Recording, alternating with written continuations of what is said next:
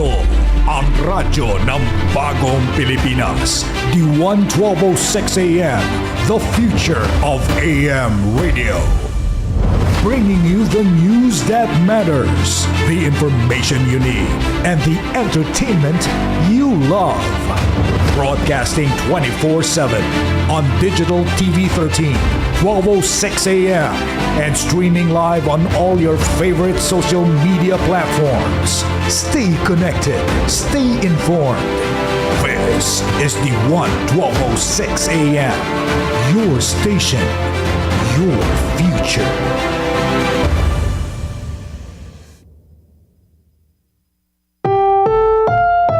Ang susunod na programa ay rated PG. Patnubay at gabay ng magulang ay kailangan sa mga batang manonood.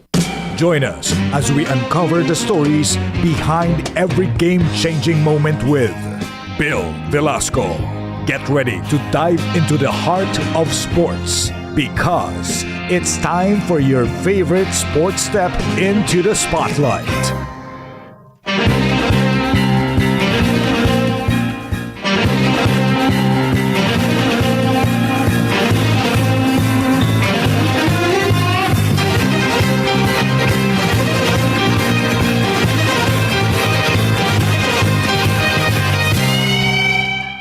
Isang napakagandang biyernes ng umaga po sa inyong lahat.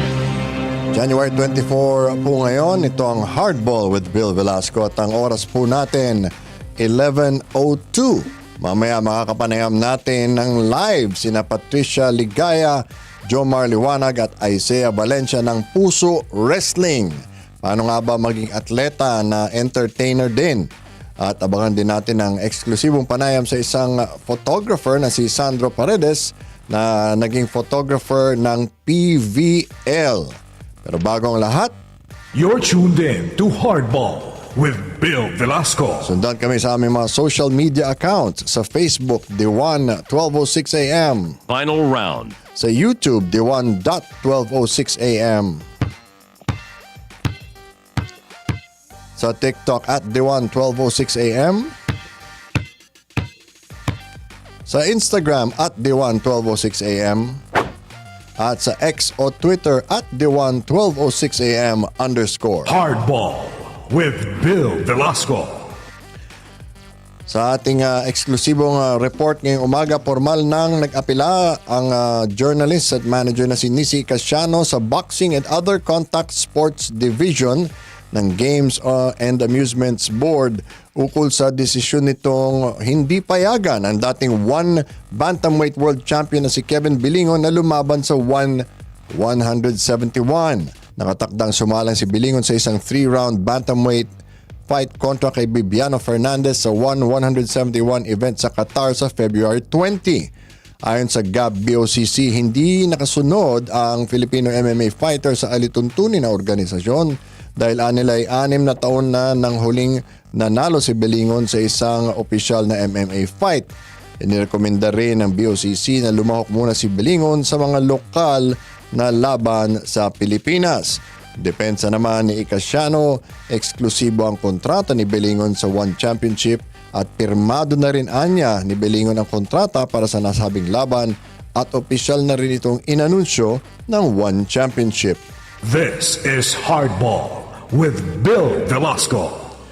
Inilabas na ng NBA ang starting lineup ng Eastern at Western Conference teams na maglalaban sa All-Star Weekend sa Pebrero. Para sa West, bubuoy ni na Steph Curry, Shai Gilgeous-Alexander, Kevin Durant, Nikola Jokic at LeBron James ang starting five ng koponan, habang pangunahan naman ni na Jalen Brunson, Donovan Mitchell, Jason Tatum, Giannis Antetokounmpo at Karl Anthony Towns ang Eastern Conference.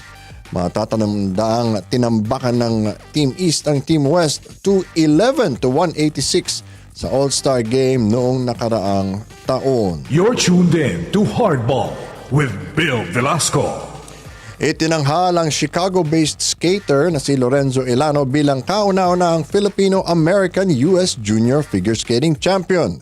Matapos niya manguna sa katatapos lang na Privilegian US Figure Skating Championships na iuwi ng 17-year-old ang kampyonato sa pamamagitan ng kanyang choreographed sequence na binubuo ng 6 na triple jumps, 3 spins at 4 in combination. Tinapos ni Elano ang kompetisyon na may tournament best 202.65 na score. Matatandaang nagtapos sa ika-6 na pwesto si Elano noong kanyang unang salang sa US Championships noong nakaraang taon. Hardball with Bill Velasco.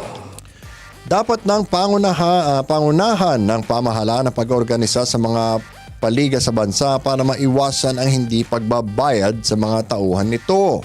Yan ang naging pahayag ng senior high school teacher at basketball coach na si Chris King de la Cruz sa eksklusibong panayam dito sa DWAN 12:06 AM. Ayon kay de la Cruz, naiipit dito ang mga staff lalo na kung ito lamang ang kanilang pinagkakakitaan. Sa mga organizers na they should be regulated by government. They should be checked once in a while by government. Nagbabayad ba kayo ng taba sa talent? And nagbabayad ba kayo ng tamang oras? Dagdag pa ni De La Cruz na dapat na magkaroon ng patakaran at regulasyon ang mga liga sa bansa. Dapat masilip na ng gobyerno yung kalakaran na mabigyan na ng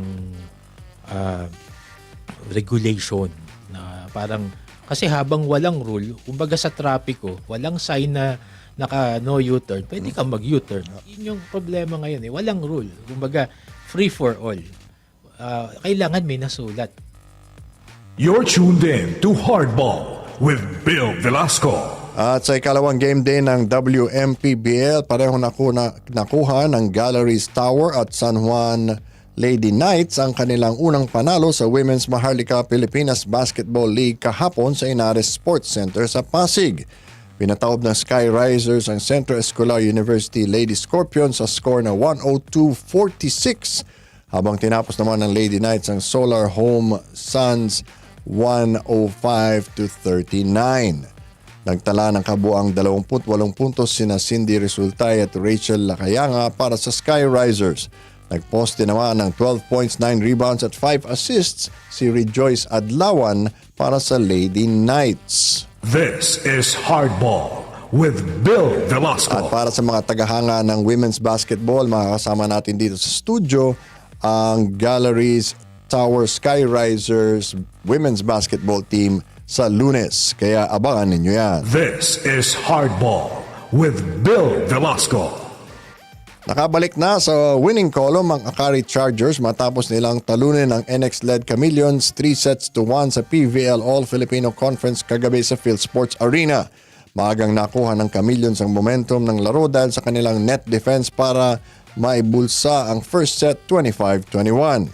Agad namang nakabawi ang Akari sa ikalawang set sa pangunguna ni Ivy Lacsina 25-20. Hindi na pinakawala ng Chargers ang kalamangan sa sunod na 2 sets at tinapos ang laro sa isang 4-0 run. Tinapos ni Lacsina ang laro na may 17 points mula sa 14 attack points, 1 block at 2 service aces. You're tuned in to Hardball with Bill Velasco. Sa NBA, binuhat ni DeMar DeRozan ang Sacramento Kings sa isang 123-117 comeback win kontra sa Golden State Warriors sa pagpapatuloy ng regular season kahapon. Nagtala ng 32 points ang 6-time All-Star para pangunahan ng Kings sa kanilang 18-point comeback. Nag-ambag din ng 26 points ang big man na si Domantas Sabonis para sa 23-20 Sacramento team. Bumawi ang Sacramento sa kanilang 40 points na talo sa defending champions noong nakaraang Lunes. Hardball with Bill Velasco. Balitang NBA pa rin, muling sinuspinde ng Miami Heat ang kanilang all-star wing na si Jimmy Butler matapos niyang hindi sumama sa flight ng koponan papuntang Milwaukee. Itong ikalawang suspensyon na pinataw ng Miami kay Butler ngayong buwan. Una na rito ay ang 7-game suspension na ibinigay sa kanya dahil umano sa pag-uugali niya na nakakapinsala sa koponan. Matatanda ang pinahayag noong Disyembre ni Butler na hindi na niya gustong maglaro para sa Heat at formal nang humiling ng trade sa ibang koponan bago ang trade deadline ngayong Pebrero. Kasalukuyang nag-a-average ng 17 points, 5.2 rebounds at 4.8 assists ang 35-year-old ngayong season. This is Hardball with Bill Velasco. Yan po ang kabuuan nating mga balitang sports para sa araw na ito. Sa aking pagbabalik, makakausap natin ang mga wrestler ng Puso Wrestling. Huwag kayong bibitiw, magbabalik pa ang Hardball with Bill Velasco.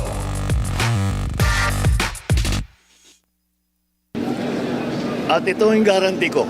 Napakasimple lang ang guarantee ko. Kahit may subsidy, kahit walang subsidy, kahit anong contribution, all of these issues, hindi mababawasan ang serbisyo ng PhilHealth. Hindi mababawasan ang bayad ng PhilHealth sa insurance claim. In fact, baliktad.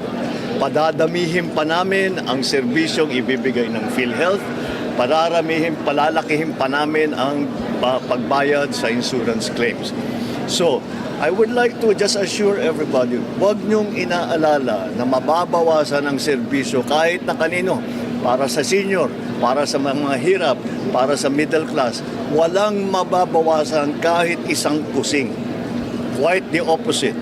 Dadagdagan natin yan in 2025, mas dadami pa ang magiging serbisyo na ibinibigay ng PhilHealth, mas lalaki pa ang magiging payment na ibibigay sa insurance claim. Kaya huwag po kayong mag-aalala, walang mawawala sa serbisyo ng PhilHealth. Mas pinapaganda pa nga namin ang pagpatakbo ng PhilHealth para mas marami pang maibibigay sa taong bayan.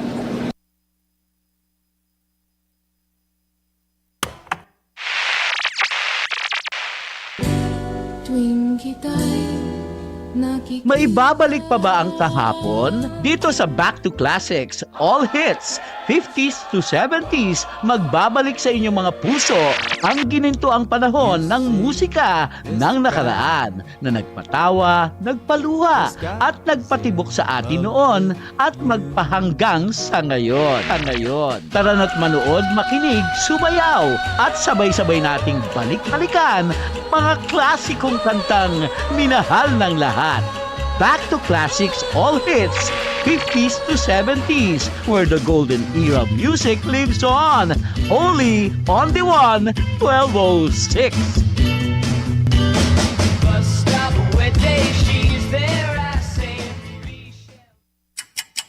Kasabay nyo kami sa tanghalian dahil tanghali na lang ang tapat. Mga balita at impormasyong tiyak na tututukan mo. Samahan si Maan Makapagal sa Balitaan sa Tanghalian tuwing Lunes hanggang Biyernes alas 12 ng tanghali dito sa Radyo ng Bagong Pilipinas, DWAN 1206 AM, the future of AM radio. You're tuned in to Hardball with Bill Velasco. At ngayon naman, dito sa ating studio, live na live, ang mga wrestlers at performers ng Puso Wrestling. Unang-una sa lahat, si Patricia Ligaya. Good morning. Good morning po. And we have Isaiah Valencia. Good morning. Good morning po. And Jomar Liwanag. Magandang umaga sa iyo. Good morning po. Okay. Unang-una sa lahat, paano nabuo itong grupo ninyo? Puso Wrestling. Yes. Basically, Puso Wrestling ay mga group ng mga Pinoy wrestlers. Oo. At meron kaming dating wrestling promotion. So, nagsara yun. Basically, walang nawala dun sa group. Okay. And we just built Puso Wrestling from the ground up. Okay. Anong mga target nyo, anong mga goals niyo for the organization? Ang overall target namin talaga is for it to grow, to get bigger, just get more eyes po sa product namin, sa ginagawa namin. Because we have a really good product naman po talaga. And, we want to make it sustainable din po para sa amin. Alam naman natin na ang wrestling parang telenovela yan para sa mga lalaki. And, we know it's entertainment. How do you still draw an audience? Paano nyo ginagawang mas dramatic yun despite that na alam ng tao na entertainment yun? Ayun nga po, you said it yourself po, entertainment nga po siya. So, tinaturn up po talaga namin po yung personalities namin. And not just that, pagdating po sa show mismo, it's really what we can do in the ring. Yung paglaban po namin, yung bakbakan po na nagaganap, it's it's really something mo pag napanood po nila, and I think we've generated na po a core audience na po, pero gusto namin po ma-branch out yun, and with what we can do, I think we can achieve that po. Okay. Patricia, bakit po naisip na maging wrestler? Ako po, naisip ko po maging wrestler kasi I actually fell in love with Pinoy wrestling po since 2018. So, bilang babae, hindi po siya common na interest po, at least growing up para sa akin. Pero nung nakita ko na sobrang ganda po pala ng kayang gawin ng mga Pilipino, tapos nakita ko rin ng mga may babaeng nag-wrestling po, na-draw po talaga ako sa wrestling po. Hindi ka ba natatakot dun sa balibagan at sakit ng katawan dyan sa wrestling? Hindi naman po ako natatakot. Siyempre may kaba po bago ako pumasok sa bawat match. Pero magaling po kasi yung coaches namin. Tsaka diligently po, sinusubukan ko mag-train talaga at least twice a week. Kaya I just do my best po na prepared na po ako pag lumaban. Jomar, paano ang training? Ano bang requirements para maging wrestler? Kailangan ba sira ang ulo or ano bang requirements nyo? Siguro part na rin kung may sira ka sa ulo. Oo. Okay, para maging wrestler, una dapat malakas ka. Nag-exercise ka everyday, Okay. nagsa-squats, nagpo-push-ups, pupunta ng gym. Pangalawa, dapat kumakain ka na parang wrestler din. So, Okay. Lumalamon. lots of protein. Oo. Lots of rice. Kasi kung hindi ka malakas kumain, hindi rin malakas yung katawan mo. Pag nag-training ka, mamamatay ka lang sa training. Oo. At pag nag-wrestling ka, basically mamamatay ka rin. Mabububog ka lang rin ng mga wrestlers rin kapag hindi mo inalagaan yung sarili mo. Okay. Paano yung formatting nyo sa tournaments? How do you decide sino maglalaban and how the event's going to go? For that, basically kung sino pinakamalakas, kung sino yung pinakamalakas yung hatak sa crowd. So if you're wrestling someone or ang wrestler na kahit sa labas ng wrestling kilala, syempre mas mataas ka sa card. Kasi since ikaw yung bigger name, mas malakas yung hatak mo, mas marami kang i-invite na audience na manood ng matches. So basically, kung sino yung pinakamalakas in terms of skills and charisma. So, dun na set yung tournament kung sino yung pangasmasali. Okay. Isaiah, ikaw naman, bakit mo pinili ang wrestling? Pinili ko po ang pro wrestling kasi I've been a fan since nung bata pa ako. Pinapanood ko sa TV, mga international po. So, nakikita ko. So, ever since doon, I fell in love po sa pro wrestling. Tapos, tinatak ko na sa isip ko nung teenager ako, inisip ko na, ito yung gusto kong gawin. Okay. So, ayun. Naghanap talaga ako dito. Tapos, pinasukan. Malaki ba ang kinikita ng mga wrestler? Sa ngayon, hindi po masyado.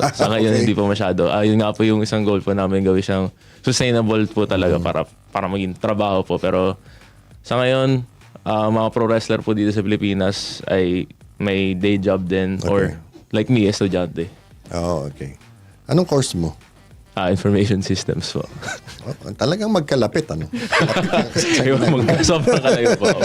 Okay. Ikaw naman, Patricia, anong personal goal mo as a wrestler? Kasi, syempre, for some people, libangan lang to. I just, want to train, be healthy, entertain people. Ikaw, anong goals mo para sa sarili mo?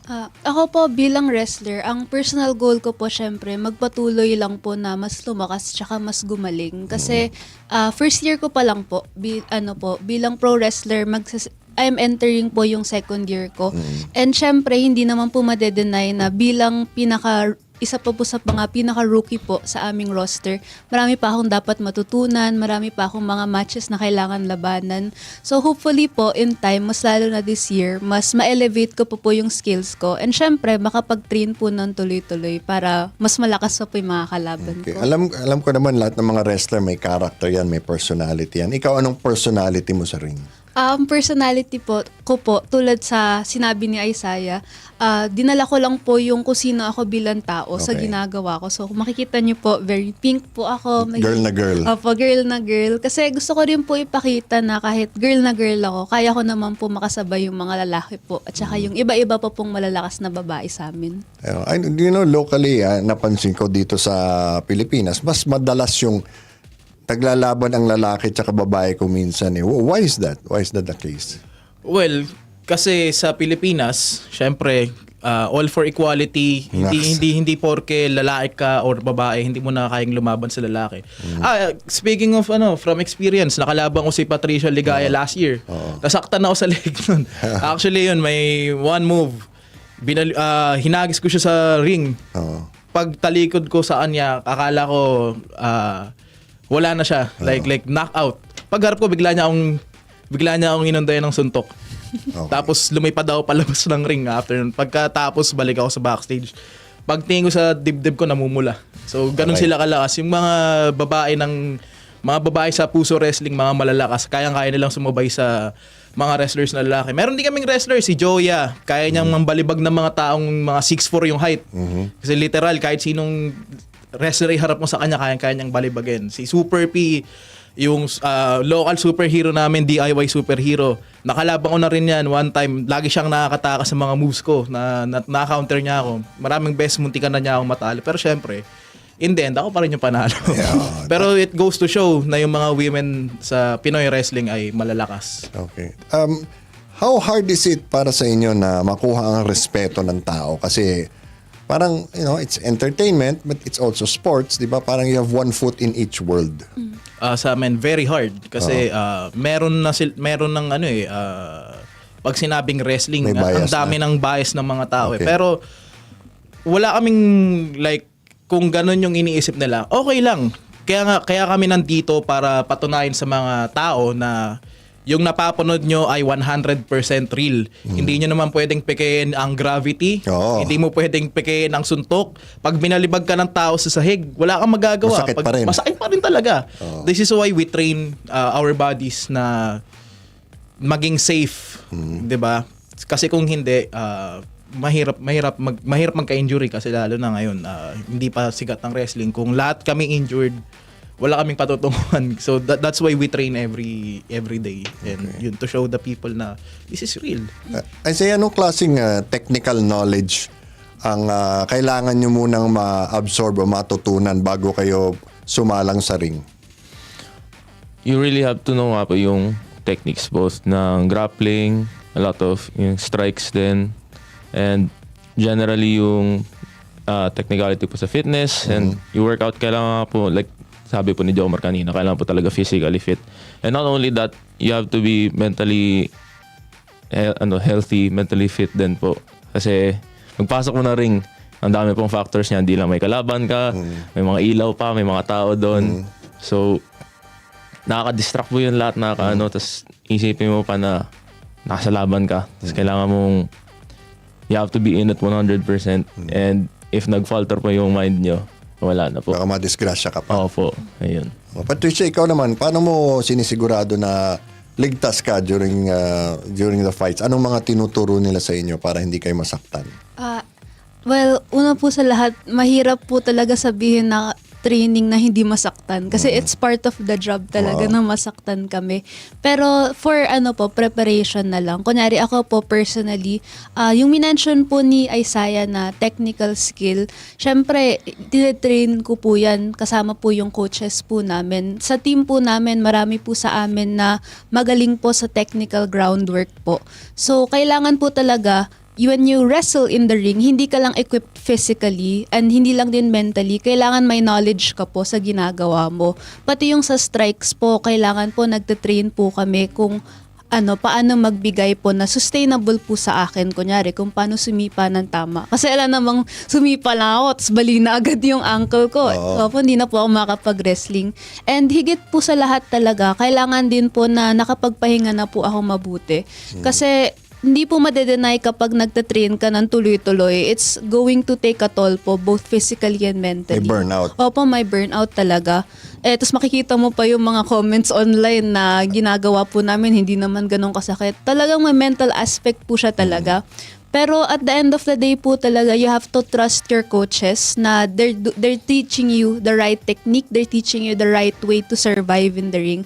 And higit sa lahat, you also have to listen po to your body na, okay, nakapag-train na ako 3 times this week. Pag ginawa ko pa, baka hindi na ako ready sa match ko kasi sobrang pagod ko na.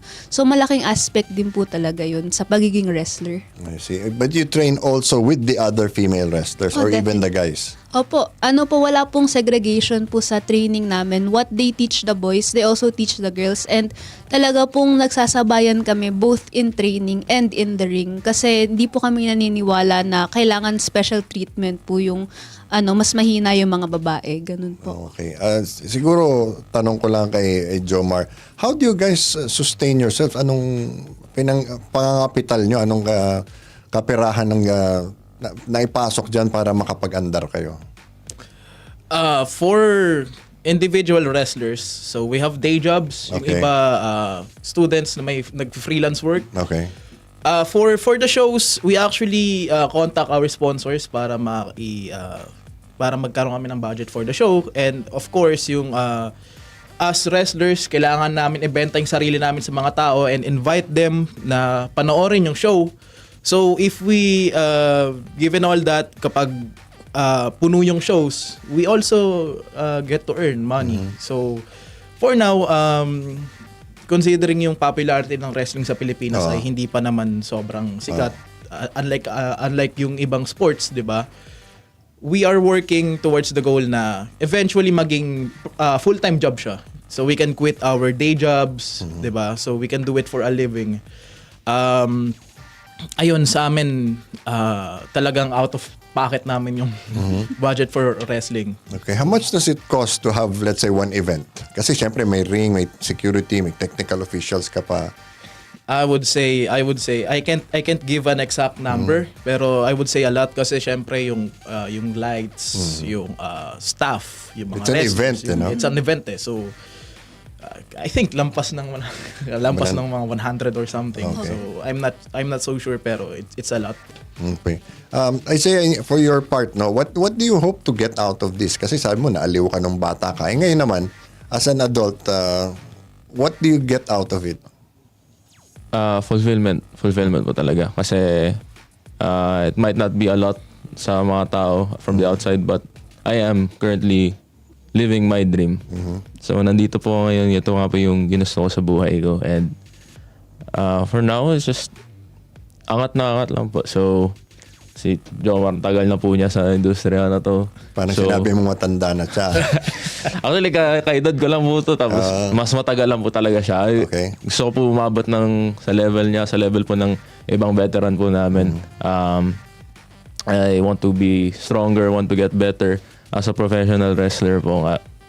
And overall din, nagkaroon ako ng bagong goal nung sumali din ako. So, I want to help Puso Wrestling and Pinoy Wrestling po as a whole grow po talaga and thrive kasi iba po talaga dito, iba po yung dala ng Pinoy Wrestling dito. Tumatama po talaga sa puso po talaga ng mga tao. So, not just for the fans, pero for the wrestlers din. It's our passion and we want to see it thrive and we want to show it sa mga tao po. Okay. Patricia, nabanggit mo kanina yung mga nagko-comment, yung mga bashers niyo. Anong mga sinasabi niyo sa kanila pag pinipintasan yung pagre-wrestling niyo? Sa totoo lang po, ako po kasi hindi naman ako nangaaway online. Meron po sa amin matatapang talaga na kaya nilang sagutin directly. Pero siguro po ang isang mindset na na-appreciate o naturo sa amin is just show them what you can do. Na pwede nilang sabihin na kunyari na hindi naman ganun kalakas kunyari mga babae or pati yung wrestling, Pinoy wrestling na walang susuporta, ganun. Pag po nakanood sila ng isang show lang, makikita mo na magbabago po talaga yung perception nila sa amin. Kasi marirealize nila na everything we do, may puso talaga. And yung mga tama namin, yung mga sakit tsaka daing na nararamdaman sa ring, ramdam po nila sa audience side. Kaya sa tingin ko po, yun din ang pwede naming sabihin sa mga bashers. Kunyari na gusto pa mag-comment sa mga post namin, manood lang kayo at maging prepared kayo. Kasi hindi nyo alam, baka mamaya in 5 years, Pinoy wrestling will be known by the world. Naniniwala po ako na ganong kagaling at ganong kalakas yung mga wrestlers natin. Ano pa ba ang kailangan mangyari para mas tanggapin ng tao dito sa Pilipinas ang Pinoy wrestling? Sa tingin ko po, kailangan ng recognition talaga ng hard work po na ginagawa ng mga wrestlers at bilang babae po, na nakikita ko rin po yung dimension na kailangan din seryosohin mas lalo ang Pinay wrestlers po. Kasi when people, for example, sabi nga po ni Jomar, when people think wrestling, marami na pong bias yan. But they don't understand the hard work that we put into preparing ourselves and our body just to be able to fight in a match. Ako po, it took me 2 years to train. And that's just the average po of many wrestlers. People think na you could just enter tapos makakapag, kunyari, top rope moves ka na. Hindi po ganun yung case nun. Kasi as a wrestler, you have to be able to learn the very basics, the very fundamentals of wrestling to even be able to step inside the ring. So, kailangan po ma-recognize ng mga tao na yes, we are performers and entertainers, but we are also athletes po. Okay.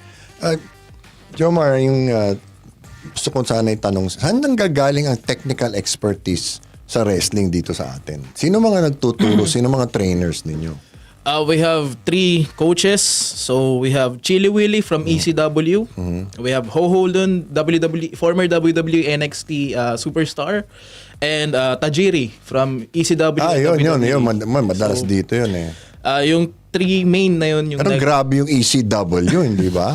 Doon na uso yung nililiyaban yung lamesa tapos ibabalibag ka. Hindi pa naman tinuturo sa amin, pero okay. wag na sana mabutan. Pero yung tatlong yun yung main coaches namin. So pinas down yung knowledge sa aming head coach na si Fabio Makisig, si Fabio, kilala si ko. Nigel San Jose, siya, si Jake De Leon. Sila yung tatlong main coaches ng Puso Wrestling. Pero yung talagang nagturo sa amin is yung tatlong wrestlers na binanggit ko po. Okay. So far, saan na kayo nakarating dito sa Pilipinas? Sa QC. You're just starting out. Anong bang mga target, anong milestones ang nakaset sa inyo? So eventually, just like any other wrestling promotions kagaya sa Amerika, ang gusto namin is ma-reach yung other parts of Philippines. So kung makakapag-wrestling kami sa Mindanao, go sa Cebu, go sa Batanes or sa Ilocos, mga ganong lugar. Kasi gusto namin i-spread yung yung gusto namin malaman ng buong Pilipinas na meron tayong sariling wrestling promotion dito, which is Puso Wrestling. And bigyan sana kami ng chance, like isang show lang, isang show guaranteed, kagaya nung sabi ni Patricia na pag pinanood kami even once, may in love ka sa Pinoy wrestling. Usually, where are your events? Mga malls lang ba? Back then, meron kaming mga mall shows, pero mostly sa QC.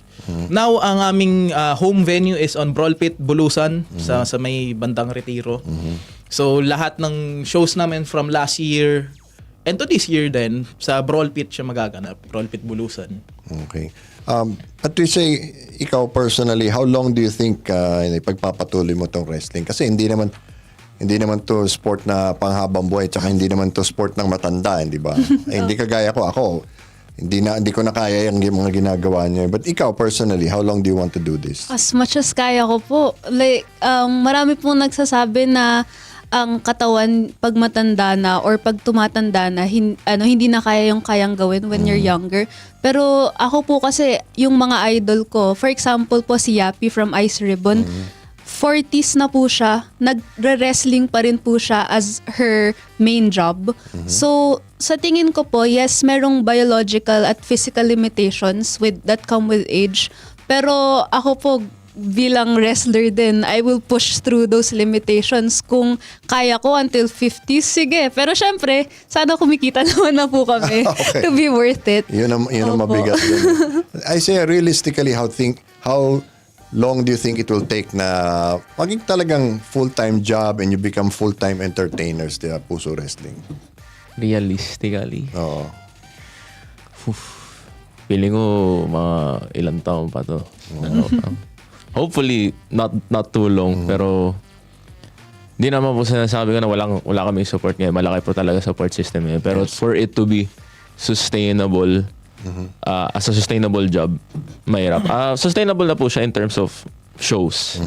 In terms of we can put on a number of shows per year. Okay na po on that regard. Kasi malaki nga po yung support namin from fans, from sponsors. But it needs to be bigger para lahat po ng wrestler namin maging trabaho na po talaga sa kanila. So, yun po. Hey, Jomar, what's on the calendar for this year para sa Puso Wrestling? For now, wala pang nakalatag na mga dates for shows. Pero meron kaming upcoming show from, this is DexCon, right? DexCon WrestleStorm. March 15 to 16. So far yun yung nakalagay sa calendar namin. Saan to? Brolpit Bulusan. Okay. So, pero for Puso events, visit nyo lang yung page ng Puso Wrestling sa Facebook.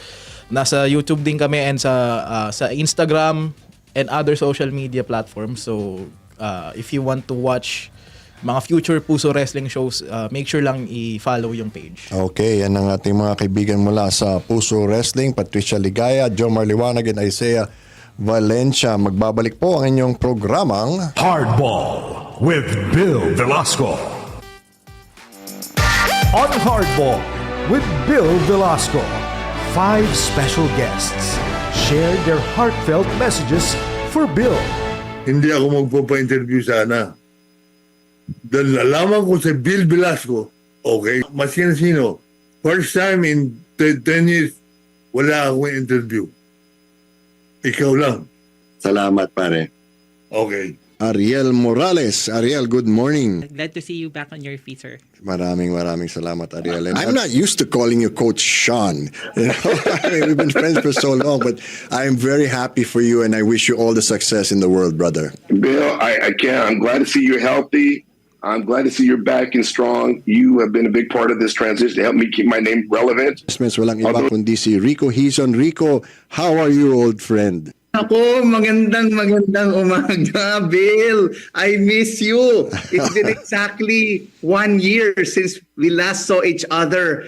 And when I found out about your health crisis, health emergency, I was really praying for you. I'm glad you're back in the media, you're back in radio, and back on TV. Salamat. Hindi ko natin masasabi, sir. You're one of the greatest. And I've seen you since day one. And it's a compliment. It's okay. And hopefully, sir, my dream is for you to continue that.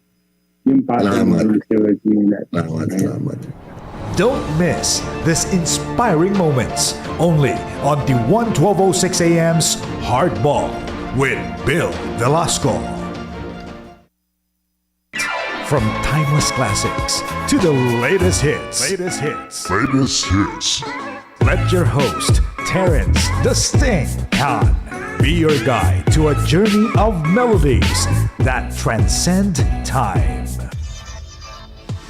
Rediscover the music closest to your hearts. Only here on the 1206 AM, the future of AM radio.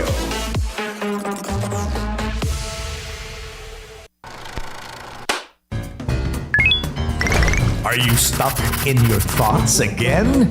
Join us every night as we dive into Gen Z dilemmas, life's awkward moments, and the occasional realizations.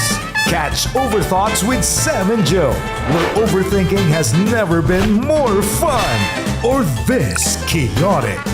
Mondays to Fridays, 8 to 9 p.m.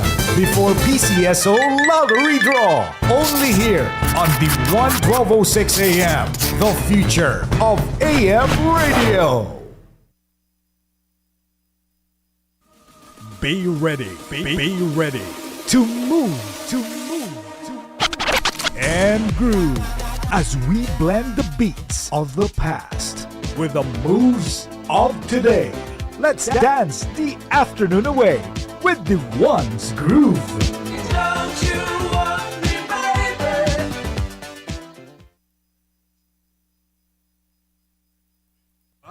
At ngayon naman, kinagagalak nating makasama dito sa studio ang isang matagal na nating kaibigan at photographer na si Sandro Paredes. Good morning, Sandro. Kumusta ka na? Good morning, Bill. I'm good. Thank you. Thank you for having me. Okay.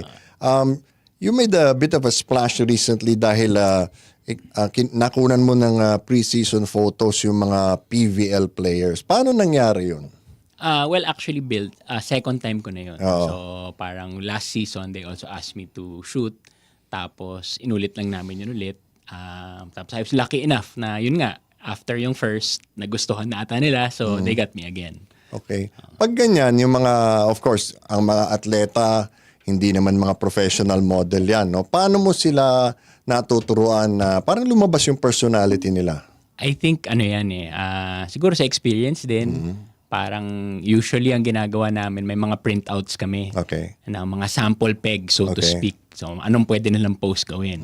So ako kasi medyo bibo ako when I shoot. So paminsan, ginagaya ko yung posing. O sasabihin ko, gayahin mo to, gawin mo to, gawin mo yan. So nakakatawa lang na sometimes, buti na lang, hindi ako yung pinipicturan. Kasi otherwise I look, not so nice. Pero sometimes, para malabas yung emotion ng tao or yung posing, kailangan mong gayahin.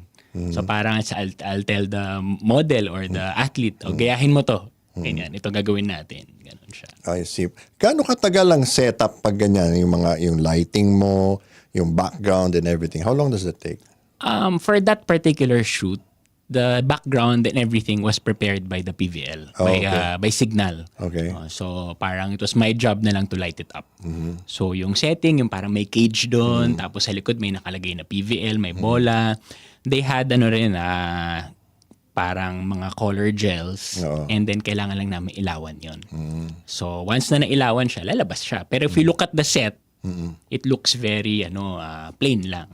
Pero once na nailawan siya, naputokan na ng ilaw, doon lumalabas yung colors, yung effect, pati yung parang may smoke machine pa kami. Okay. Isang set lang ba yun na naka-uniforme sila o meron pa bang ibang kuha nun na alam mo, naka-casual clothes, naka-tracksuit? Nung day na yon, it was they were wearing uniforms. So ang nangyayari kasi pag ganun shoot for the PVL, multiple shoots in one day. So yung station ko was for that. Yung may cage, yung may PVL, yung may smoke effect. Sa tabi ko, may isa pang photographer nag-shoot against sa white background naman. Okay. Tapos, pang passport. medyo pang passport pero naka-action photo din sila. Tapos after that, meron din silang parang interview area. So we're all in one big studio. So ang dami nangyayari doon. Actually, kung makakapunta yung isang tao doon na fan ng PVL, they'll be able to meet all the stars. Busog na busog. How often does it happen na nagkakaroon ka ng mga subject na athlete or sports personality? Well, I'd say mabibilang ko talaga eh. Mabibilang ko maybe in two hands no how many. Pero I guess you didn't ask me this question, pero ang favorite na naging subject ko as a photographer was Kobe Bryant. Oh wow, kailan yun? When he came to the Philippines after the time that they played in Araneta. You remember that? Yung hindi natuloy na scrimmage lang. Natuloy yun. The first one. So the first one, ang nangyari doon was binitbit ako ng isa kong photographer friend who I acknowledge as a mentor. And then he had to shoot Derrick Rose and Kevin Durant for a telco. Okay. So nakasabit ako doon. Tapos nung day 1, hindi natuloy yung shoot. Kasi inaantay namin yung dalawang superstar dumating. Hindi sila dumating. So nanood kami sa Araneta. But we had our cameras with us and we were courtside. So I was able to shoot the game. Kobe, James Harden, Derrick Rose, Chris Paul was there. Daming stars at that time. They played against PBA and Gilas, di ba?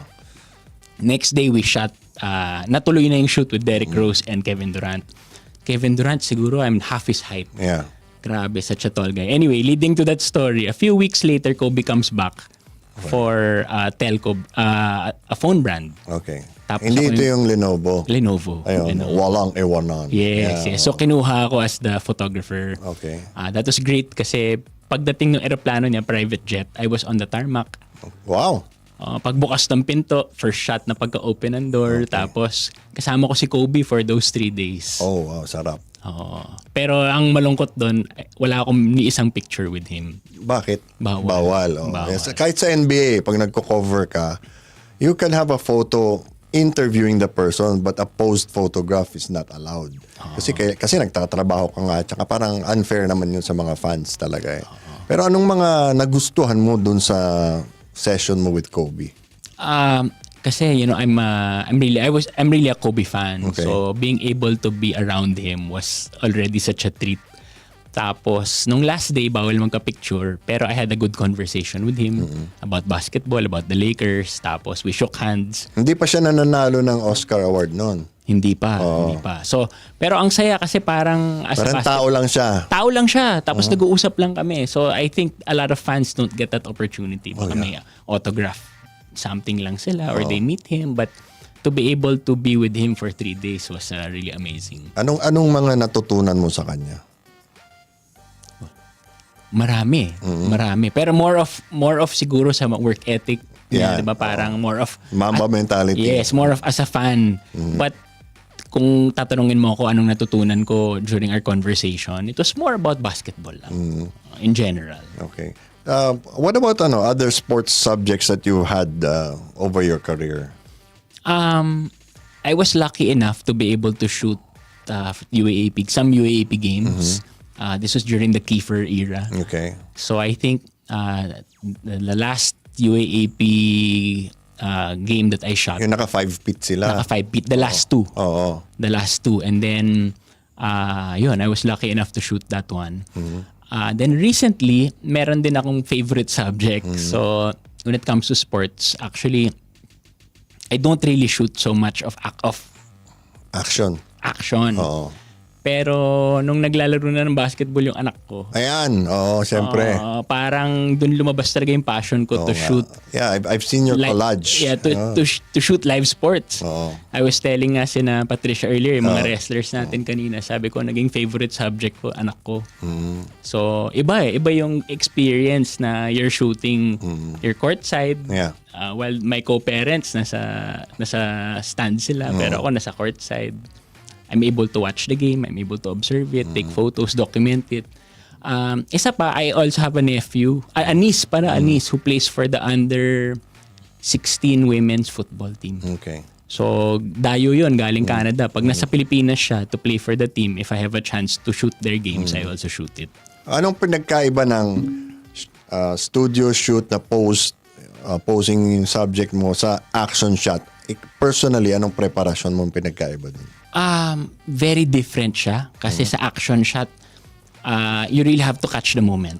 So yung settings ng camera mo are so different. Your shutter speed is very fast kasi kailangan stop action siya.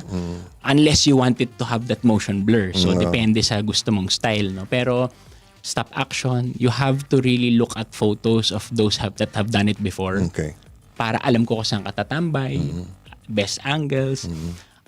Same with studio naman. Pero sa studio or pag naka-setup yan, it's fake. Kung sa baga, we will pretend to jump, pero fake lang yun. Or naka duct tape yung kamay dun sa basketball, pag hawak na ganyan. Yes. Pero hindi naman kailangan talaga duct tape. But it's kung malaki yung kamay, okay. Yes, posing lang. Speaking of which, na-shoot ko na rin before ang TNT. Okay.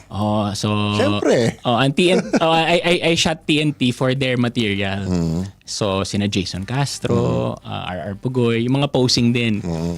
Ginawa namin yun for their material. Okay. So parang pang Instagram nila. Tsaka in-game may mga hawak yung mga fans na headshot nila or whatever, ginawa din namin yun. So pag ganon, usually kasi naka-white paper background kami. Okay. So you can't really make the players do crossovers or what kasi madulas yun. So very limited lang yung action shots namin. Pati yung jumping, delikado kasi ayaw namin may ma-injure. Kasalanan nyo pa. Oo, kasalanan pa namin. So dapat mag-ingat talaga. Pag nag-shoot kayo ng action, can you anticipate that something's going to happen or predict when something will happen? Actually, I won't say predict, but you just have to be ready. Kung sa baga, after... Ano ba? Fast break. Yes. Alam mong magdadunk. No? After the sequence, pag hindi na shoot or nag-out of bounds, ay sayang. Okay. Kasi parang, like sa camera ko, I can take up to 30 frames per second or 20 frames per second. So, imagine if that was a 6-second sequence. Ilang photos na yun? Hundreds na agad na itatapon mo lang. Okay. So parang paminsan as a photographer, hindi mo alam kung tatadtarin ko ba? Raratratin ko ba yung shutter and just take all and then clean up later, or will I be conservative? you never know when the moment's going to happen. Kaya parang siguro best na lang is to just keep shooting. Do you still edit? Marami pa bang kinakalikot to sa mga photos? Actually, I've been doing this for so long. Ang ginagawa ko is sa simula ng event or simula ng shoot, I already set everything to what I want or to what the client wants para less work in the end. Parang nakaset na siya. If ever may edit, cropping na lang siya or tatanggalin ko yung mga nakanganga or alanganing look of the subject. Nakapikit. Nakapikit. Pero in sports, you can't do anything about it. Okay. Sometimes, So walang editing yun? walang edit. So sometimes the drama is in the pikit. Okay. Di ba yung parang nawala yung bola, nakapikit. Okay. May pawis. That's the drama there. In fact, the photos that I posted of the PVL, walang edit yun. Oh, wow. Galing. I mean, siguro as a last question, paano yung pagdating o paglaganap ng AI, sa tingin mo ba maapektuhan yung trabaho ninyo? Yes and no. Yes in the positive sense na actually one of the reasons bakit hindi ako nag-edit, it takes so much time. Takes so much time. Nagtrabaho ka na, pag-uwi mo sa bahay, magtatrabaho ka ulit. Until recently, sabi sa akin ng mga co-photographers ko, may AI na. So, talaga? So, what used to take so long, if I had to fix something, kailangan yung mouse, itatrack mo yung katawan ng tao. May pixel na yon, di ba? So, 5 minutes, 10 minutes, 20 minutes. Kung nakaganon yung daliri, isa-isahin mo yun. Now, with AI, it's one click, you choose the whole subject or you choose the whole Ika-crop background. na niya. No, you can change the background, you can remove. It's so fast. If there was a mistake before, let's say you're on a white background, tapos yung white background mo madumi. Okay. Or may tao sa likod or may wires or whatever. Ito, one click lang, you can remove it. So, kung sa baga, yung AI nakakatulong. Yung sa negative side naman? Negative side, parang it's not as, it won't always get it right. Kaya parang, sometimes may gusto kong tanggalin, pag in-AI mo siya, yung napoproduce na doon is not what you want. So, siguro over time, gagaling din yun. Pero hindi naman siguro darating ang pagkakataon na mawalan kayo ng trabaho. Hindi naman siguro. Parang, I think there's still value in live action. Let's say for live sports, diba? You want to be there at the moment. Yes. Diba? You want to be able to document that block, that steal, that pass, whatever. Hindi mawawala. Hindi mapapalitan ng AI yun. Okay. Sandro, bakit mo nagustuhang maging photographer? Kasi I knew you from your previous life, di ba? You were with Adidas before. Bakit mo napili maging photographer mula nun? Good question. Actually, dati mahilig na talaga to take photos. Tapos, nung napanganak yung eldest daughter ko, napabili ako ng camera. Ay, nako. So, doon nagsimula yun. Kasi, pero wala nang film nun? Wala nang film. So, medyo maswerte na rin ako. At least straight to digital na. Okay. Well, I'm glad, no? I'm glad you're enjoying yourself and I'm very happy for you. And thank you for coming to Hardball, Sandro. Thank you for having me, Bill. Alright. Kaibigan natin si Sandro Paredes. At ngayon naman, Hardball with Bill Velasco. Ang ating mga shout out. Happy birthday unang-una sa lahat kay Paulo Hubalde. Kumusta naman kayo Nanay Elena Fernandez, Christine Morris, John Michael Luna, Jereza Salidaga, John Vincent Cadyog, Kathleen Magrata, John News Doma, Norma Cafino, Kay Santillan, Jeff Rojas, Laika Ramirez, Marian Casido, Gary Formentera at Angeli San Pedro. At yan po ang ating programa para sa linggong ito. Ang Hardball ay matutunghayan mula Lunes hanggang Biyernes alas 11 na umaga hanggang alas 12 ng tanghali. Dito lang yan sa DWAN 1206 AM, the future of AM Radio, ang radyo ng bagong Pilipinas. Kita-kita tayo sa Lunes.